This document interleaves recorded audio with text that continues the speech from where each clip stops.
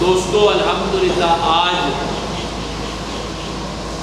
28واں جمعہ ہے حضور جان رحمت صلی اللہ علیہ وآلہ وسلم کی سیرت طیبہ کے حوالے سے ہم معلومات حاصل کر رہے ہیں، علم حاصل کر رہے ہیں۔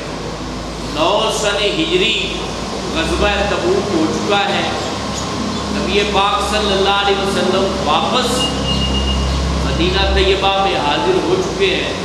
اس کے بعد 9 ہجری میں ہمارے پیارے نبی حضرت محمد صلی اللہ علیہ وسلم نے حضرت ابو بکر صدیق کی قیادت میں حج کے لیے قافلہ روانہ فرمایا۔ اب حج بھی ہو چکا ہے، حج کے بعد مدینہ طیبہ کے اندر حضور صلی اللہ علیہ وسلم جلوہ فرمائے اور مختلف علاقے اور مختلف قبیلے، اب جنگ نہیں تھی، یعنی غزوہ تبوک کے بعد اب جنگ کا کوئی خطرہ نہیں تھا۔ اب حضور صلی اللہ علیہ وسلم مدینہ پاک میں جلوہ گر ہیں اور لوگ جوک در جوک حضور پاک کے ہاتھ پر آ کے بیعت کر رہے ہیں اور مسلمان ہوتے ہیں۔ آج جمعہ مبارک میں اس تمام سلسلے کو آپ کے سامنے پیش کرنا ہے۔ اس سے پہلے 9 ہجری میں ایک بہت بڑا واقعہ پیش آیا، وہ تھا مسجد زرار کو گرانا۔ مسجد زرار جو تھی یہ منافقوں نے مسجد بنائی تھی، اور اس مسجد بنانے میں جو پیچھے جس بندے کی سوچ کار فرما تھی اس کا نام تھا ابو عامر راہب۔ یہ اتنا عبادت گزار تھا مدینہ پاک میں، ہر بندہ اس کی عزت کرتا تھا، لیکن جب نبی پاک مدینہ پاک میں آئے تو حسد اور بغض کی وجہ سے یہ بندہ کافر ہو گیا۔ یعنی آپ حساب لگائیں حسد کی آگ جو ہوتی ہے وہ کتنی شدید ہوتی ہے۔ صرف حسد کی وجہ سے یہ بندہ، راہب کہتے ہیں عبادت گزار کو۔ پہلے مذاہب میں جو لوگ دنیا داری چھوڑ کے صرف اللہ کی یاد میں بیٹھے رہتے تھے تو پہلے مذاہب عیسائی یہودی وہ لوگ اس بندے کو راہب کہتے تھے، جیسے ہم لوگ نیک بندے کو ولی کہتے ہیں کہ یہ بندہ ولی ہے۔ تو وہ اپنے مذہب کے جو ولی صفت بندہ ہوتا تھا اس کو راہب کہتے تھے، لیکن نبی پاک کی دشمنی، حضور پاک سے بغض اور نفرت نے اس کا بیڑا غرق کیا۔ یہ اتنا بدبخت بندہ ہے کہ اس کا نام ابو عامر سے نبی پاک نے ابو عامر فاسق رکھ دیا۔ یعنی یہ کتنی بڑی بدبختی ہے، اللہ کے نبی نے اس کو فاسق کہا۔ فاسق میں نا یہ گناہگار بندہ ہے اور اس کا کردار ٹھیک نہیں ہے۔ یہ اللہ کے نبی نے اس کو کہا کہ یہ ابو عامر راہب نہیں ہے بلکہ ابو عامر فاسق ہے۔ اب حضور صلی اللہ علیہ وآلہ وسلم کے ساتھ اس نے دشمنی کو کیسے پروان چڑھایا وہ آپ سنیں۔ مدینے کے جتنے منافق تھے ان تمام منافقوں کو اس نے جمع کیا۔ اب اس کی پلاننگ دیکھیں، جمع کر کے اس بندے نے منافقوں کو یہ کہا کہ تم ایسا کرو، ایک مسجد بناؤ، مسجد بنا کے اس مسجد کے اندر تم لوگوں کو جمع کرو اور پھر ان کی ذہن سازی کرو اور اپنا ہم خیال اور ہم فکر بناؤ، اور میں جاتا ہوں قیصر کے دربار میں اور وہاں سے فوج طلب کرتا ہوں۔ اب یہاں تم بھی جمع کر لو گے فوج اور میں وہاں سے قیصر کی مدد لے کے آتا ہوں، تو اس طریقے سے ہم مدینہ پاک پہ حملہ کر دیں گے اور یہاں سے نبی پاک کو اور ان کے صحابہ کو یہاں سے نکال دیں گے۔ یہ اس نے پلاننگ کی۔ اب مسجد زرار جو تھی وہ تعمیر ہو گئی۔ تعمیر ہونے کے وقت غزوہ تبوک کے لیے مسلمان تیار تھے اور سفر شروع ہو چکا تھا۔ اب اس سفر کے دوران انہوں نے پلاننگ کی کہ ہم سیاست کرتے اور نبی پاک کو کہتے ہیں کہ بعد 2 رکعت نفل ہماری مسجد میں پڑھ دو. ہم نے یہ مسجد بیماروں کے لیے بنائی ہے، کمزوروں کے لیے، اندھوں کے لیے جو مسجد نبوی نہیں جا سکتے تو وہ مسجد زرار میں آ جائیں گے، یہاں نماز پڑھ لیں گے.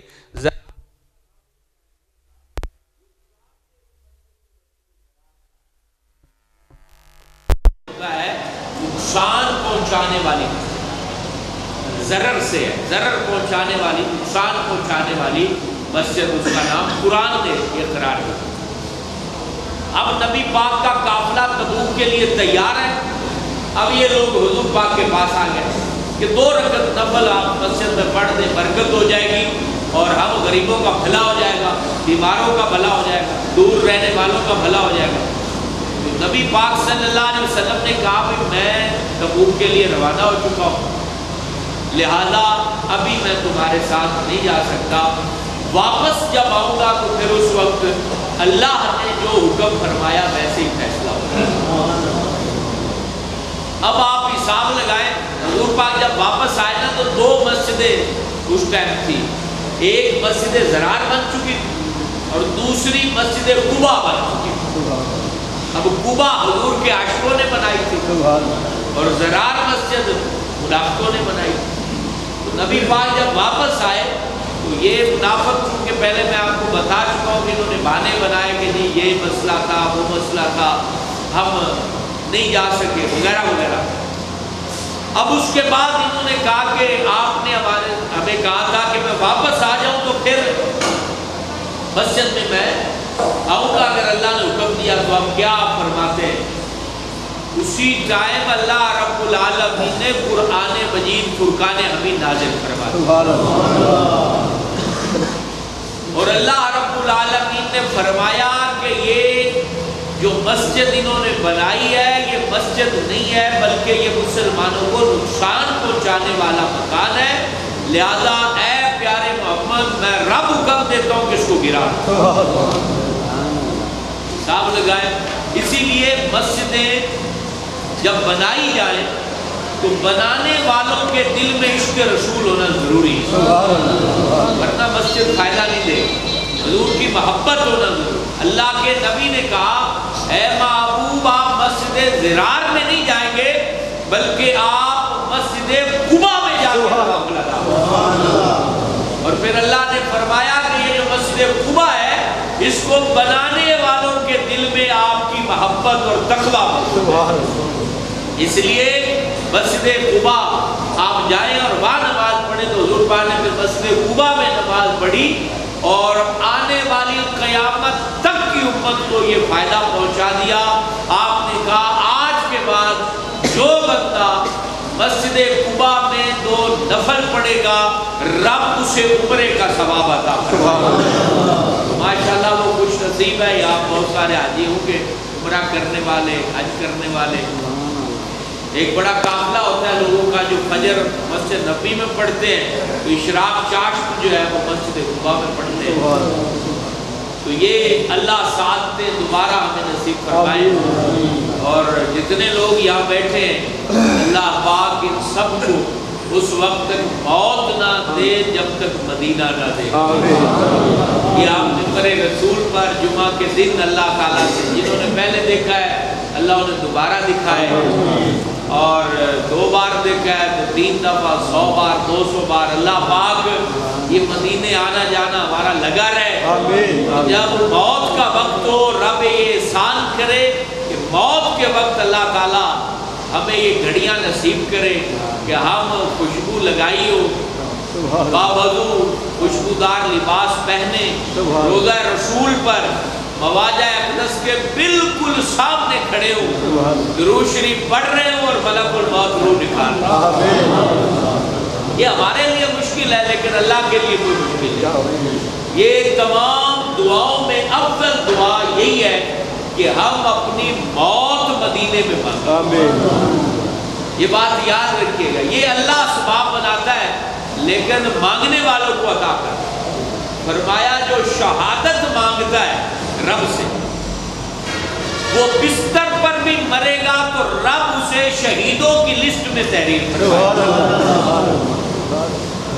جو مدینے میں موت مانگتا ہے، حضرت عمر کی سنت ہے ویسے مدینے میں موت مانگنا، حضرت عمر مانگا کرتے تھے کہ یا رب اللہم ارزقنا شہادتاً فی سبیلک وجعل موتنا فی بلد حبیبک۔ دو چیزیں اکٹھی مانگی تو آپ کی جو بیٹی تھی حضرت حفصہ نبی پاک کی بیوی، حضرت عمر کی بیٹی حضرت حفصہ نے سوال کیا ابو جان آپ کی دعا کی سمجھ نہیں مل جاتی، آپ کہتے ہیں مدینے میں موت آئے اور شہادت کی موت آئے، تو شہید تو جنگ میں بندہ ہوتا ہے، آپ تو مدینے میں ہوتے ہیں، امیر المومنین ہیں، مدینے میں کنٹرول سنبھالتے ہیں، یہاں رہتے ہیں۔ تو کہا کہ میں نے جو رب سے مانگا ہے مجھے یقین ہے کہ اللہ مجھے ضرور عطا کرے گا۔ اور پھر حضرت عمر فاروق اعظم کو یہ سعادت رب نے عطا فرمائی کہ آپ نے مسجد نبوی میں امامت کراتے ہوئے مصلی رسول پر آپ کو شہید کیا، تو مدینے میں فوت ہوئے اور حالت شہادت میں فوت ہوئے۔ تو یہ علم بھی ہمیں ہونا چاہیے۔ ہم مسلمانوں کے 3 خلیفہ کو شہید ہوئے، حضرت ابوبکر کے بعد جو 3 خلیفہ بنے ہیں، حضرت عمر بھی شہید ہوئے، حضرت عثمان غنی بھی شہید ہوئے اور حضرت علی المرتضیٰ بھی شہید ہوئے۔ یہ 3 خلیفہ ان کی جو وصال مبارک ہے وہ شہادت کے ذریعے ہوا ہے، اور نبی پاک نے وہ پہاڑ پہ کھڑے ہو کر پہلے ہی بیان کر دیا تھا۔ یہ چاروں خلیفہ حضور کے پاس جب موجود تھے تو اللہ کے نبی نے کہا تھا، پہاڑ جب وجد میں آیا محبت میں جھوما تو حضور پاک نے کہا اے احد تھم جا، تجھے پتہ نہیں تیرے اوپر ایک نبی، ایک صدیق اور 3 شہید کھڑے۔ اللہ کے نبی نے پہلے ہی بتا دیا کہ میرے یہ جو خلیفہ ہیں یہ سارے شہادت کی جو ہے ان کے اوپر وفات ہو۔ تو میرے دوستو، نبی پاک صلی اللہ علیہ وسلم نے پھر مسجد ضرار کو جو ہے گرانے کا رب کے حکم سے حکم دیا، اور 2 صحابہ کو آپ نے بھیجا، وہ آپ کے علم میں ہونا چاہیے وہ 2 کون سے تھے؟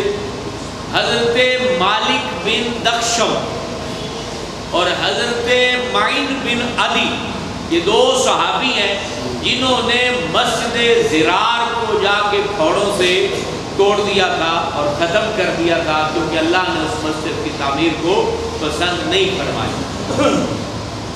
اب 9 ہجری میں ایک موت ہوتی ہے، اس کا نام ہے عبداللہ بن ابی، تمام منافقوں کا سردار عبداللہ بن ابی، اس کی موت 9 ہجری کو ہوئی ہے۔ اب نبی پاک کا کردار اور پھر اللہ تعالیٰ کے احکامات، یہ دونوں چیزیں آپ ذرا سنیے۔ جب یہ موت ہوئی، اب عبداللہ بن ابی سرداران منافقوں کا سردار، تو اس کی موت پر نبی پاک صلی اللہ علیہ وسلم کا اخلاق کریمہ اور ان کی محبت دیکھیں، یعنی ایک بندہ ساری زندگی آپ کا دشمن رہا، وہ مر جائے، ہم لوگ تو اس کے جنازے میں نہیں جائیں گے، جس نے مخالفت کی ہو، دشمنی کی ہو۔ اب یہ مخالفوں کا سردار ہے، لیکن ہمارے پیارے آقا والا کا اخلاق کریمہ دیکھیں، کیونکہ اس نے کفر زبان سے ادا نہیں کیا تھا، کلمہ پڑھتا تھا، نمازیں بھی نبی پاک کے پیچھے پڑھتا تھا، لیکن منافق تھا۔ تو نبی پاک صلی اللہ علیہ وسلم نے اس کو کفن دینے کے لیے اپنا کرتا تھا۔ نبی پاک کا اخلاق دیکھیں، حضور پاک نے اپنا کرتا مدینے کے منافق عبداللہ بن ابی کو عطا فرمایا، پھر اس کے اوپر جنازہ بھی پڑا، پھر اس کو قبر میں بھی رکھا۔ اب نبی پاک جو امت کو سکھا رہے ہیں، اب اس میں کچھ نیگیٹیو باتیں لوگ نکالتے ہیں، وہ بھی بیان کروں گا، اور پھر ٹھیک بات بھی بیان کروں گا تاکہ زندگی میں یہ علم کام آئے۔ حضور پاک صلی اللہ علیہ وسلم نے اس بندے کو قبر میں رکھنے سے پہلے نبی پاک نے عبداللہ بن ابی کا سر اپنی گود میں رکھا، پھر حضور پاک نے اپنا لعاب دہن نکالا اور اس کا کفن میں رکھا۔ اتنے سے کردار کو مسلمان اگر پڑھ لے تو خدا کی قسم دشمنیاں ختم ہو جائیں۔ سبحان اللہ، سبحان اللہ۔ اتنا بڑا دشمن ہو اور اتنی خیر خائی اس کے ساتھ ہو جائے۔ میرے دوستو، آج ہم کلمہ پڑھنے والے ہم اپنے سگے رشتوں کے ساتھ کیا کچھ کر رہے ہیں۔ سگے باپ پر ظلم آج کا مسلمان کر رہا ہے، ماں پر ظلم آج کا مسلمان کر رہا ہے، بھائی بھائی کا دشمن ہو چکا ہے آج کا مسلمان۔ وہ ویر اتنا دل میں پال لیا ہے، ویر جو ہوتا ہے نا، ویر یہ اللہ کی رحمت کے آگے بند ہوتا ہے۔ یہ بات یاد رکھیے، ویر مسلمان جب تک ختم نہیں کرے گا اللہ کی رحمت اس کے قریب نہیں آئے گی۔ اب بندے کے دل میں ویر ہی اپنے باپ کا آ جائے تو مجھے بتا دے پھر وہ بندہ کس امید پر اللہ کو کہتا ہے کہ میرے اوپر رحمت نازل فرما۔ ایک تو صرف ویر جو ہوتا ہے وہ برباد کر دیتا ہے، اور ویر سگے باپ کا ہو، سگی ماں کا ہو، چچا کا ہو، تائے کا ہو، ویر جو ہوگا اپنے بچوں کو سمجھائیں۔ آج صبح ہی مجھے ایک بندہ مسئلہ پوچھ رہا ہے، وہ جی ہمارے رشتہ دار تھے، ان کو ہم نے کہا کہ شادی پر آؤ، وہ نہیں آئے۔ اب ہم انہیں جب بلاتے ہیں تو میری ماں تانا دیتی ہے کہ تسی کوڑے جے، تھوڑا نک کوئی نہیں، کیوں بلا دے جے۔ تو یہ تربیت جو ماں باپ کرتے ہیں یہ بہت بڑا ظلم ہے۔ یاد رکھیں، تمام مخالفتیں وقتی ہوتی ہیں، یہ باتیں دل میں لکھ لیں، تمام مخالفتیں وقتی ہوتی ہیں، بلکہ ہماری زندگی کون سا دائمی قائمی ہے؟ سبحان اللہ۔ ہم خود وقتی لوگ ہیں بھیا، مر جائیں گے، ہماری مخالفت بھی مر جائے گی، ہماری ذات بھی مر جائے گی۔ اگر دنیا کے اندر کوئی چیز قائم رہنے والی ہے تو وہ آپ کا اخلاق ہے اور آپ کی محبت ہے۔ سبحان اللہ،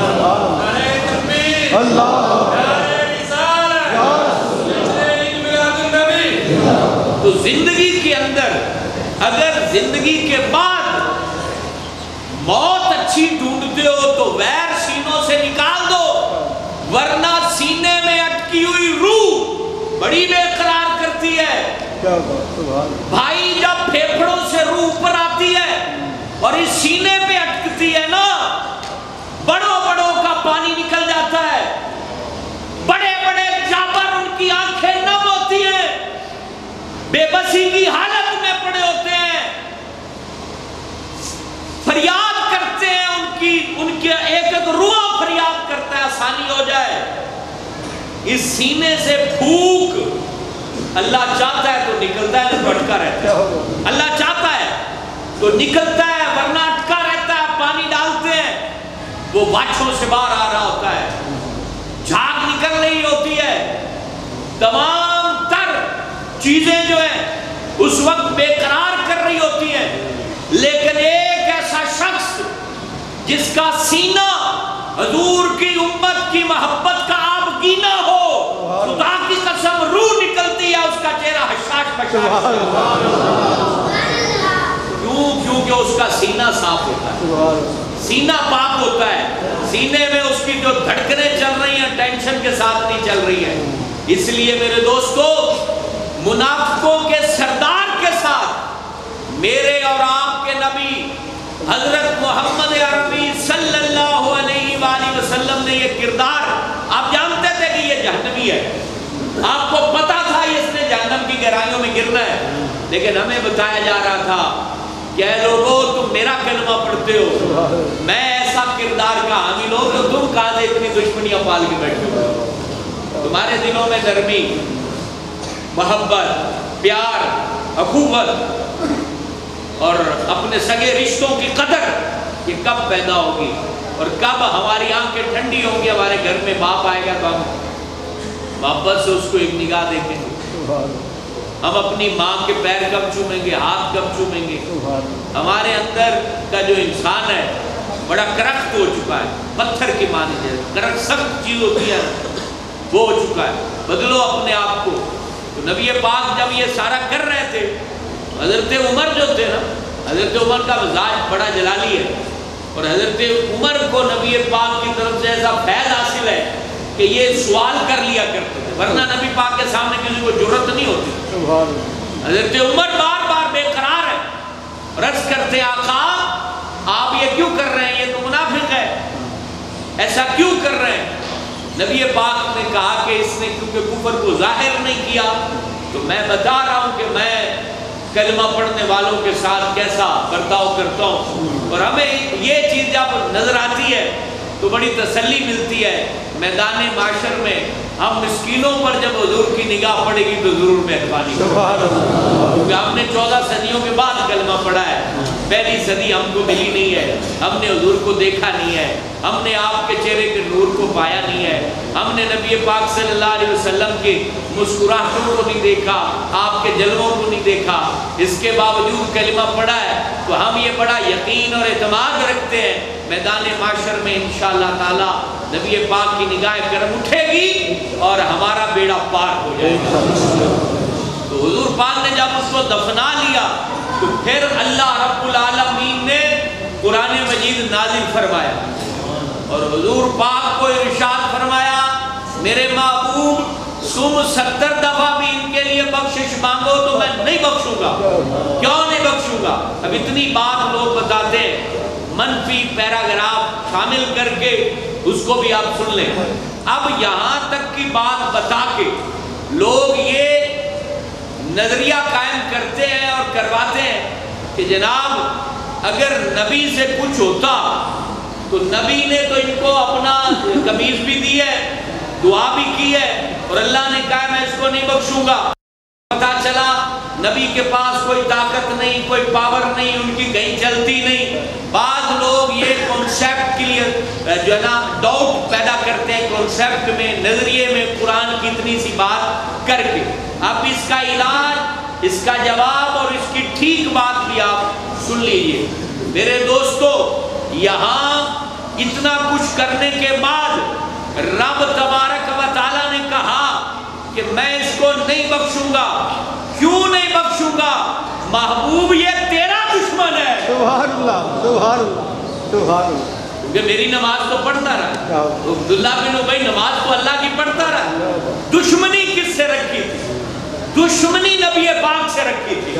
اے محبوب یہ تیرا دشمن ہے اور تیرے دشمن کو تو اگر دعا بھی کرے گا تو نہیں بخشوں گا۔ میں تب بخشوں گا جب رگو پے میں تیرا عشق ہوگا تو پھر تو ایک نگاہ اٹھائے گا 70,000 کو جنت میں داخل۔ سبحان اللہ، سبحان اللہ۔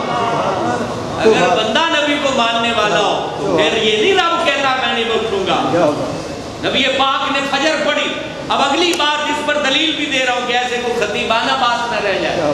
دلیل نبی کی دشمنی ہو تو نہیں بخشا جاتا اور نبی کریم علیہ السلام کی محبت ہو تو پھر رب کیسے بخشتا ہے؟ فجر کی نماز پڑھیے، تمام صحیح کتابوں میں یہ حدیث موجود ہے۔ نماز فجر حضور نے پڑھی، حجرے میں چلے گئے، بات نہیں کی۔ زہر کے ٹائم آئے، زہر کی جماعت کرائی، حجرے میں چلے گئے، بات کسی سے نہیں کی۔ نمازیں ایسے گزرتی گئی، صحابہ بے قرار ہوتے گئے کہ نبی بات کیوں نہیں کرتے ہم، پریشان ہو گئے۔ بالآخر حضور صلی اللہ علیہ وسلم نے صحابہ کو جمع کیا، جمع کر کے اللہ کے محبوب نے کہا تم بے قرار ہو، میں نے تم سے کلام نہیں کیا، سنو میں نے کلام اس لیے نہیں کیا کہ میں نماز پڑھا کے حجرے میں جا کے اپنی امت کی بخشش کی دعا مانگتا ہوں، اور میں نے مسلسل اللہ تبارک و تعالیٰ کو ایک ہی بات کرتا رہا ہوں، یا رب میرے امت کے گناہگار بخش دے، میری امت کے گناہگار بخش دے۔ یہ بات نبی پاک کہتے میں جب کہتا رہا تو رب العالمین نے فرشتے کے ذریعے میری طرف پیغام بھیجا، اے میرے محبوب تو خوش ہو جا، 70,000 ایسے لوگ ہیں جن کا میں نامہ اعمال ہی نہیں کھولوں گا، انہیں جنت میں داخل کر دیا جائے۔ تو کہتے ہیں کہ میں اس پر راضی نہیں ہوا، میں نے کہا سونے ربا ابھی تھوڑی تعداد ہے، کچھ ایسے ضرور بخش جن کا حساب ہی نہ ہو، جن کا نامہ اعمال اور وہ کتاب کھلے ہی نہ اور وہ جنت میں جائیں۔ اللہ اللہ، جب یہ نبی پاک مسلسل پھر کہتے رہے، کہتے ہیں پھر پیغام رب کی طرف سے آیا اور رب تعالیٰ نے کہا ہو جا. یہ جو 70,000 جائیں گے جن کی کتاب نہیں کھولی جائے گی، ہر ایک کے ساتھ 70,000 بھیج دوں گا جن کی کتاب نہیں کھولی. اللہ اکبر. حضرت عمر پھر پوچھنے لگے، کہتے ہیں حضور کچھ اور بتا لیتے، کچھ اور بتا لیتے. سبحان اللہ. نبی پاک جان رحمت نے کہا ہے عمر، ہاں اتنا سارا اور بڑھا لیا ہے. اب جس کو حضور اتنا سارا کہہ رہے ہیں، دعا کرو اس کے کسی کونے پر میرا اور تیرا نام بھی. آمین. تو میرے دوستو، عبداللہ بن ابی منافق کا لعاب بھی ڈالا تو رب نے کہا، قرآن میں 70 مرہ کے الفاظ ہیں، کہا محبوب 70 بار بھی اگر تو منافق کے لیے دعا کرے تو میں نہیں بخشوں گا. اس کا مطلب آپ کو سمجھا دیا ہے. کیوں نہیں بخشوں گا؟ تجھے مانے تو پھر بخشوں گا، اور اگر ماننے والا ہو تو خطا کار ہو، عیسیاں شیار ہو، تو پھر اس کے اوپر بڑی مہربانی ہوتی ہے. اور یہ بات یاد رکھیے گا، ہم بطور نبی پاک کے امتی بڑے خوش نصیب ہیں، اور ہم بہت بڑی عظمتوں کے مالک ہیں. اس پر ہم غور نہیں کرتے، کیونکہ رب نے ہمیں 14 صدیوں کے بعد اپنے نبی کا کلمہ پڑھنے کی توفیق عطا کی. یہ اللہ کا احسان ہے. تو یہ عبداللہ بن ابی منافق جو تھا، یہ 9 ہجری کو مرا ہے، اور قرآن نازل ہونے کے بعد پھر نبی پاک کسی منافق کی قبر پر، کیونکہ پھر اللہ نے نام بھی بتا دیے، یہ بھی منافق ہے، یہ بھی منافق ہے، تو کسی بھی منافق کی قبر پر یا اس کی تدفین میں یا اس کے جنازے میں اس کے بعد حضور پاک جو ہے وہ شریک نہیں ہوئے. اب یہاں ایک علمی بات بھی سمجھ لیجئے، یاد رکھیے، یہ اللہ کا نبی طے کر سکتا ہے کہ یہ بندہ منافق ہے، کیونکہ اللہ بتاتا ہے. ہم کسی پر فتویٰ نہیں لگا سکتے کہ یہ منافق ہے اور یہ کافر ہے، اس لیے اس کا جنازہ ہم نہیں پڑھیں گے. ہم نہیں طے کر سکتے. ہمارے سامنے چونکہ اس کے دل کے خیال حیا نہیں ہے، ہم تو کلمہ پڑھتا ہے، نبی کو مانتا ہے، اللہ کو مانتا ہے، تو ہمارے لیے وہ دلیل ہے. ہم کسی میں منافقت کا، یہ بات یاد رکھیں، ایک ہوتی ہے منافقت عملی اور ایک ہوتی ہے منافقت اعتقادی، یعنی نظریے میں منافقت. وہ صرف مدینے کے جو منافق تھے ان کے اوپر حکم لگے گا، کیونکہ ان پر حکم ڈائریکٹ اللہ کے نبی نے لگایا. باقی لوگوں کو منافقت اعتقادی ہم نہیں قرار دے سکتے.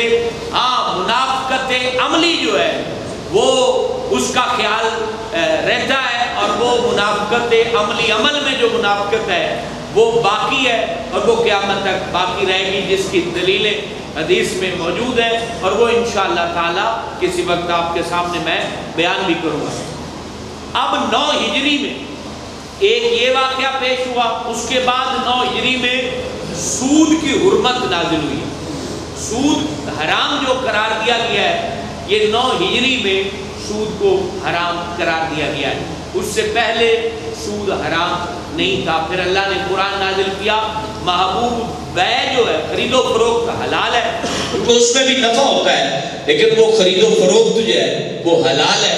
اور سود کو حضور پاک نے کہا کہ یہ اللہ نے تمہارے اوپر اس کو حرام قرار دے دیا. تو سود کیا ہوتا ہے؟ سود ایسا مال ہوتا ہے جس کے بدل میں کوئی چیز نہیں ہوتی. جیسے 10,000 آپ کو ایک شخص نے دیے تو بدلے میں آپ اس کو 11,000 دے رہے ہیں، تو 10,000 کا بدل 10,000 ہو گیا. جو اوپر کا 1,000 ہے وہ سود ہوگا اگر آپ نے مال بزنس میں نہیں لگایا.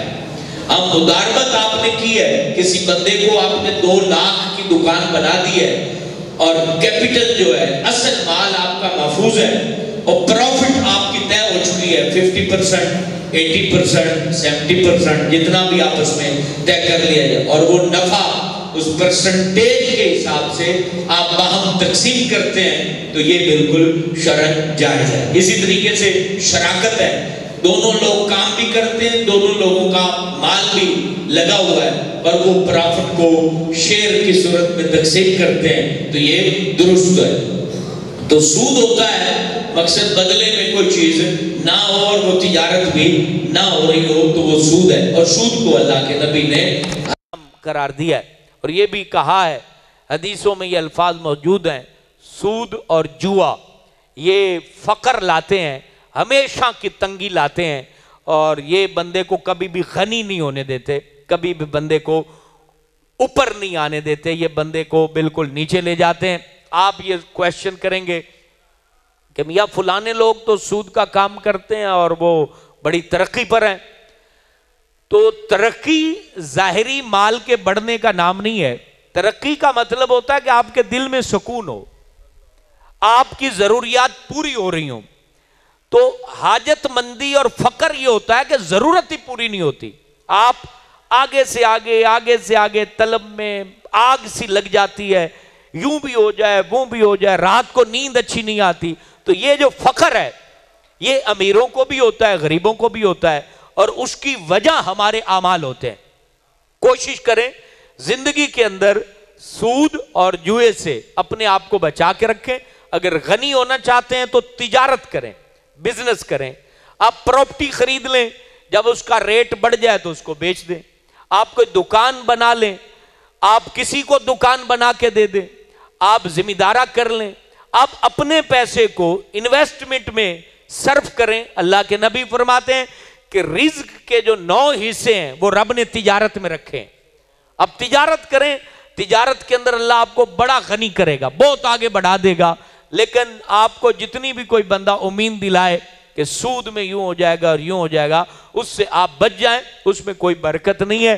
کیونکہ جو بات اللہ کے نبی فرماتے ہیں اس میں کوئی جھول نہیں ہوتی, وہ سچی ہوتی اور حق ہوتی, اور اس کے اندر ہی خیر ہوتا ہے جو بندہ اس کے اوپر عمل کر لے. تو میرے دوستو 9 ہجری میں یہ عام ترین معاملات ہوئے. اور اس کے علاوہ جو میں نے آپ کو کہا کہ وفود حضور کے پاس آتے تھے, کیونکہ جنگیں رک گئی تھیں, امن ہو چکا تھا. نبی پاک نے زکوٰۃ 9 ہجری میں زکوٰۃ کے عامل آپ نے ہر طرف پھیلا دیے تھے. زکوٰۃ پر اتنی سختی ہوئی ہے اسلام میں زکوٰۃ میں کہ زکوٰۃ لازمی ادا کرنی, یہاں تک کہ حضرت ابو بکر صدیق نے اعلان کیا تھا. حضور پاک کے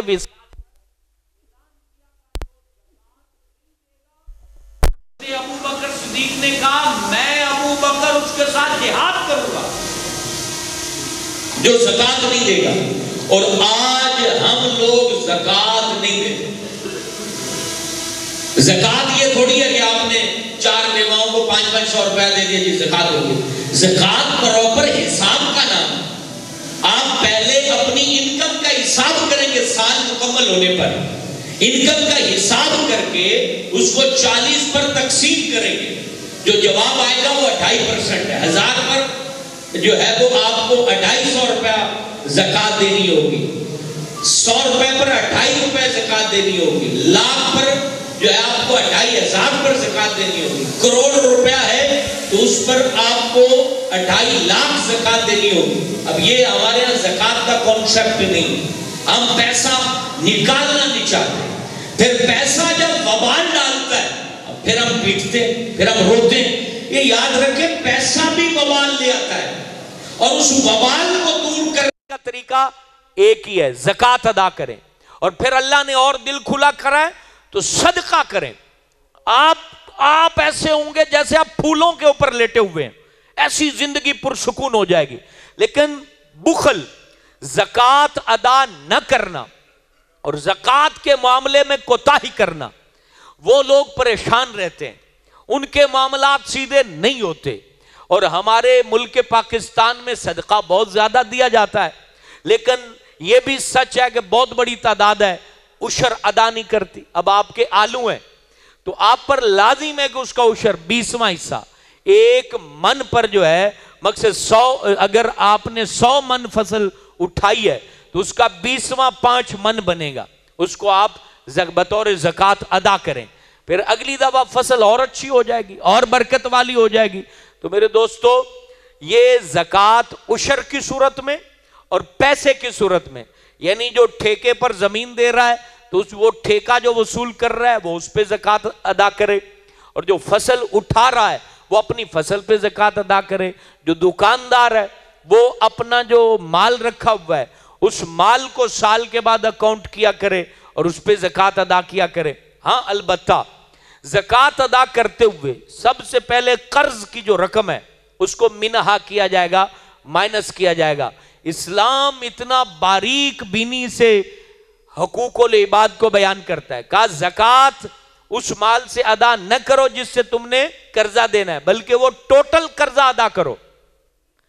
ٹوٹل قرضہ پہلے ادا کیا جائے گا، اس کے بعد جو مال بچے گا اس میں 2.5% ہم زکوٰۃ ادا کریں گے۔ یہ 9 ہجری کو یہ زکوٰۃ کا حکم نازل ہوا ہے۔ نبی پاک صلی اللہ علیہ وسلم نے پھر اس کے لیے مال جو مقرر فرمائے، جنہوں نے مختلف قبیلوں سے زکوٰۃیں اکٹھی کی اور اسلام کے ڈیولپمنٹ پر، مسلمانوں کی ترقی پر اور مدینے کی سلطنت، مدینے کا جو نظام ہے اس کو مضبوط کرنے میں اس کو صرف کیا، اور اچھے انداز سے صرف کیا۔ اس میں چونکہ بے ایمانی نہیں ہوتی تھی، اس لیے مدینہ پاک ترقی کرتا چلا گیا۔ آج چونکہ ہمارے ہاں پیسے کے اندر خرد برد بہت ہے، جھوٹ فراڈ بہت ہے، ہمارے ہاں جو ملک کا پیسہ ہے وہ افسر لوگ افسر شاہی میں کھا جاتے ہیں۔ یہ بے ایمان طبقہ جب آ جاتا ہے نا سیٹوں پر، یہ رشوت خور اور رشوت کی نظر کر جاتے ہیں ملک کا پیسہ، تو ملک پھر نیچے آتا ہے، امپورٹ نیچے جاتی ہے، امپورٹ بڑھ جاتی ہے اور ایکسپورٹ نیچے جاتی ہے، کیونکہ فیکٹریوں پر جتنے لوگ چھاپا مارنے جاتے ہیں وہ رشوت لے لیتے ہیں، اور پروڈکٹ کو جو ہے وہ بیکار مارکیٹ میں بھیج دیا جاتا ہے، اور بیکار پروڈکٹ مارکیٹ میں جب جاتی ہیں تو وہ لوگوں کی توجہ حاصل نہیں کرتے۔ اس لیے ہماری جو ایکسپورٹ ہے وہ اس ٹائم 3% سے بھی نیچے ہے، اور پھر ہم سارے روتے رہتے ہیں یہ ہم مہنگائی کیسے ہوگی؟ جب آپ ہر چیز ڈالر میں خریدو گے اور ڈالر سے آپ باہر پیمنٹ کرو گے تو پھر آپ کا حال یہی ہوگا۔ بہرحال نظام زکوٰۃ نبی پاک نے اتنا سخت اس کے اوپر حکم ارشاد فرمایا ہے کہ حضور صلی اللہ علیہ وسلم فرماتے ہیں جس مال کی زکوٰۃ ادا نہ کی جائے، میدان معاشر میں سانپ کی صورت میں اس کے پیچھے وہ لگایا جائے گا، اور حبشی اونٹ کی مانند وہ بطور سزا اس کے اوپر نافذ کیا جائے گا۔ رب تعالیٰ ہمیں مال کے اور جان کے حقوق ادا کرنے کی توفیق بخشے۔ میرے دوستو، چونکہ وقت زیادہ ہو گیا ہے، وفود جو ہیں حضور پاک کے پاس کون کون سا وفد آیا، نبی پاک نے ان کے اوپر کون کون سی مہربانی فرمائی، حضور پاک وفود کے ساتھ جو ملاقات کرتے تھے وہ ملاقات کا انداز کیا ہوتا تھا، 9 ہجری کی یہ ساری باتیں ہیں جو 29ویں جمعے میں، آئندہ جمعے اس کو بیان کیا جائے گا۔